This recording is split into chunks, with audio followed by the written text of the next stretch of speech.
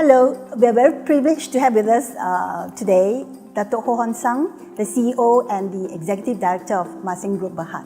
Welcome, Datuk. Good to see you again. Thank you. Yeah. You've been very busy because Masing, has been in the news a great deal, right? You have just rolled out a new corporate positioning that comes with your new, very exciting and robust and very colourful logo, and you've also unveiled a new vision. Tell us, Datuk, what does all this mean for buyers of your property? Okay, thank you for having this time together. And since you mentioned about Masing, this new vision, mission, transformation, I would like to emphasize that this is a transformation journey of Masing. Perhaps in a simpler way, I would like to say something on the new tagline of Masing, which is we create spaces, enhance, reinvent spaces, enhance life. From the literal understanding of this tagline, it simply means that we are very customer focused. Because customer needs space, customer needs a good quality of life. Though it was not explicitly being promoted during those years in Masing. In fact, in many of Masing development, unconsciously, we have already input such feature in our product. Just look at one very simple example in our Lakeview residences. It is next to a beautiful lake and assisting one of the BBK lake, overlooking beautiful, peaceful environment, water body with green surrounding it. So someone who lives in that area will certainly feel a sense of spaciousness and freedom looking into the water. So indirectly, this is also one of the ways, since you feel the sense of space and freedom, it enhances your life. You have good feeling.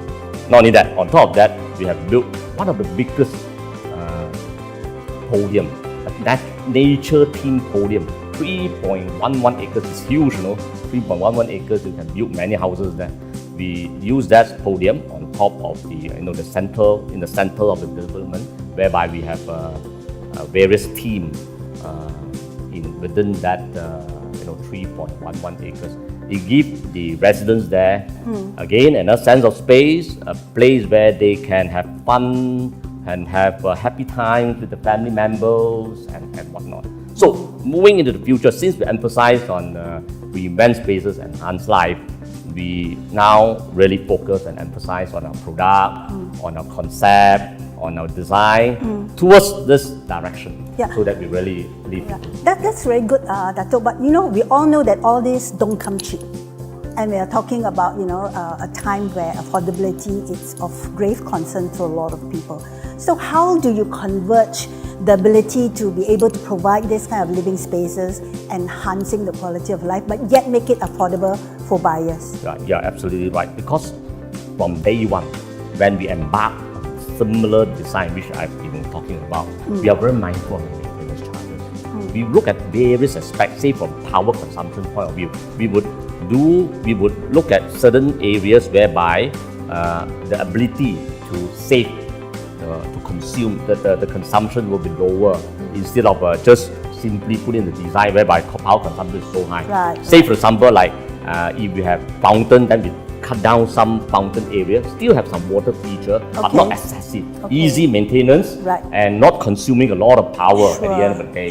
So we're talking about sustainability here. Yes, correct. Yes. So would that be a keyword, a buzzword, in the Masing's range of products going forward? We'll be seeing more and more of this. Wow, we would make sure that it's sustainable. Sustainable simply means the service charge which the residents pay per month is within affordable limit. That is what we are looking at as well. Talking about affordability, Datuk, if I'm not mistaken, I read this report that 3/4 of your earnings for this year will come from residential properties that are priced at 700,000 and below. Interestingly, the contribution from this particular segment of product that you put on the market has been climbing from 44% in the year 2015 to 50% last year, and now 3/4. Is this a stopgap measure, in response to the current market condition, or Is this something that Masing is, going in for the full swing? Wow, in any business, we have to look at the market. What's the market requirement? What is the customer needs? Having studied the market and the customer expectation, Right. we also look at what is happening in the market at this moment. It's very obvious that properties which is of the affordable range, say for example like 500,000, there's a big group of followers and they actually buy and possess this type of property. Right. So in line with that philosophy, business is about meeting customer expectation, customer need. So we embark this journey having such product to cater for the market requirement. But of course, we are flexible. We have many acres of land. Yep. So while at this moment, if the demand for such affordable properties is high, we look into that. But if there's an upturn in the market where the preference by the buyers is towards the higher, we can always look at other pieces of land whereby we can do something that meet the customer expectation. Right. Is that the reason why Masing has been on a pretty aggressive acquisition trail of late? You've been buying land in Cheras, in a good part of the town. Well, I believe the main reason is for the past 2 years, Masing has been quite quiet in as far as land acquisition is concerned. So having gone through 2 years of so-called a little bit of hibernation, I think we look at land banking again. And since the opportunity arises, and having done our feasibility, look at the market requirement. Therefore, we move on again to acquire land at Cheras and to Titi Wangsa and whatnot to boost our land bank, because this is a bread and butter of property development industry. Right. For this ongoing virtual property expo, which is the first of its kind in Malaysia and which Masing is taking part, maybe you can just share with us a little bit about the 5 products that you are showcasing at this expo. What's so special about them? Why should people go in and click and take a look at them? This is a good platform for me to promote a bit of this 5 project.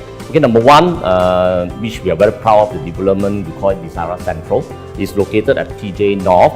It's just next to the second MRT station of the newly opened line from Sungai Buloh to Kachang. I don't know it's open to Kachang already. The PM say 88 minutes you can reach Kachang. So we are the second station called Kampong Selamat Station.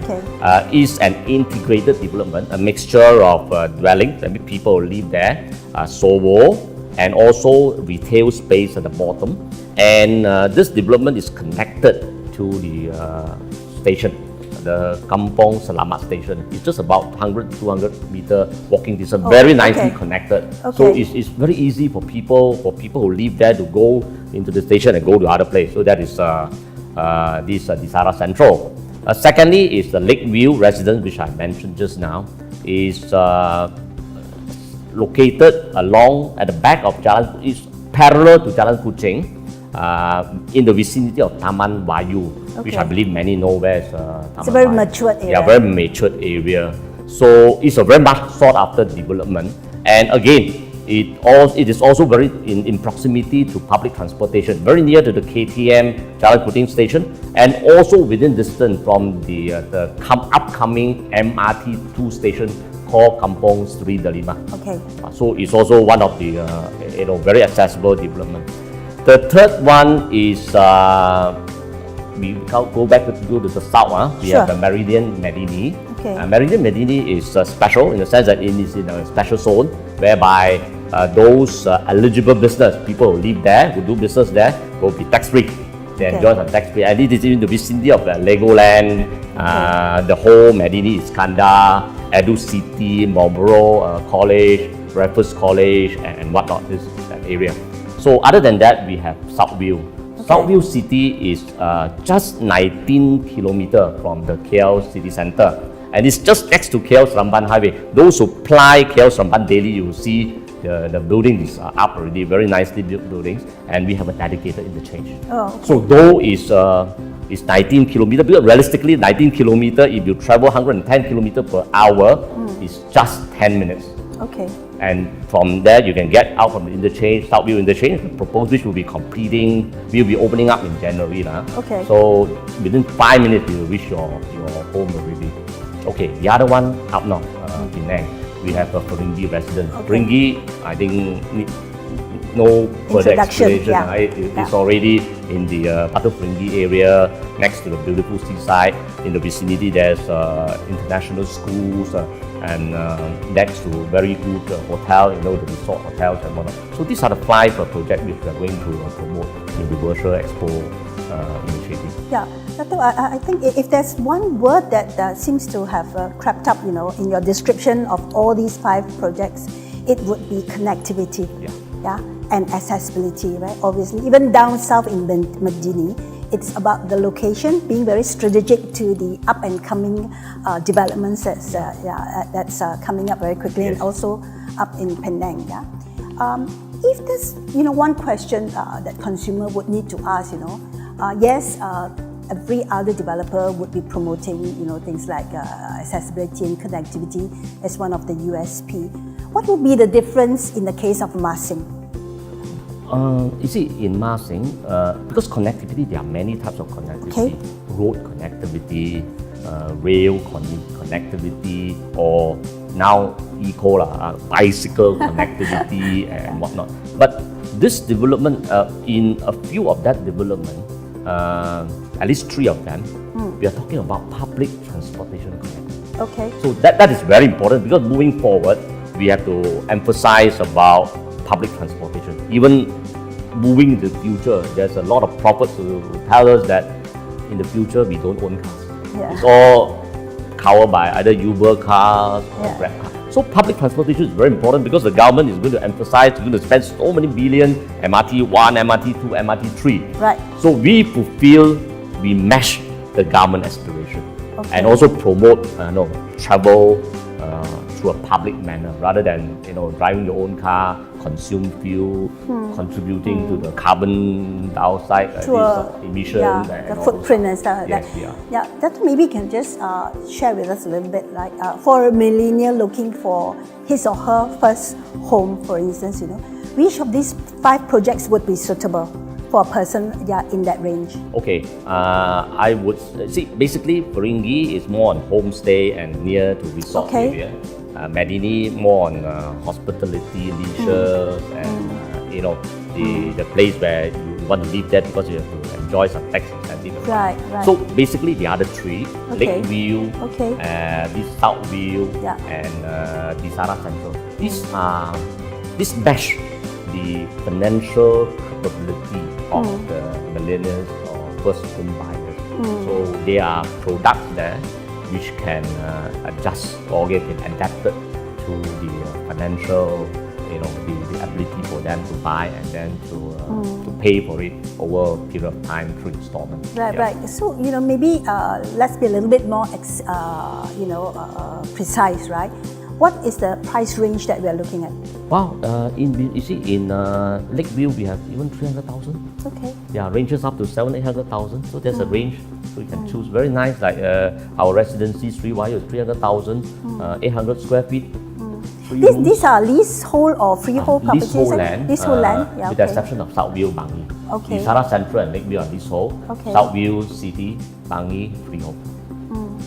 What would be your advice to millennials buying their first home? What are the things that they should be on the lookout for before signing on the dotted line? Of course, they have to look for a branded developer. The developer whom like they can trust. Like Yes, okay, we are proud to be associated with this branded developer. So first of all, is the developer branding.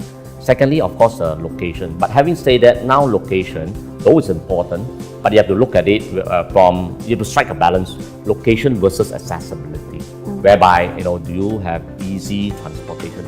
When I say transportation means public transportation. Okay. So millennials I believe they like this public transportation for young people. And of course, the convenience. This is an integrated development, whereby I live there, I can also do some a little bit of buying, shopping there, easily available food, beverages. Amenities must be aplenty, yes, okay. So these are some of the things which the millennials I believe they would should be focusing on.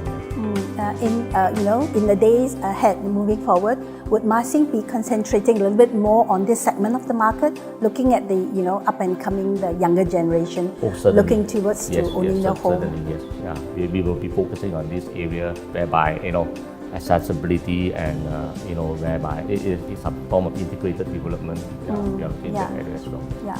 So is there anything else you'd like to share with us, share with the audience? We are very proud to be associated with AGE once again. This virtual expo idea is fantastic, whereby we haven't heard of it before, but only need people like Fong Yi to come up with this crazy yet astounding idea. So we really hope that this can be another milestone for the property sector to move ahead. On that note, we must thank you for your confidence in us, and we are very, very excited to work with developers like Masing, because it shows that you are a digital pioneer and something that is really needed in Malaysia, really, for us to break out of this comfort zone that we are all in. Yes, on that note, Datuk, thank you very much for coming. Thank you. Thank you. Yes.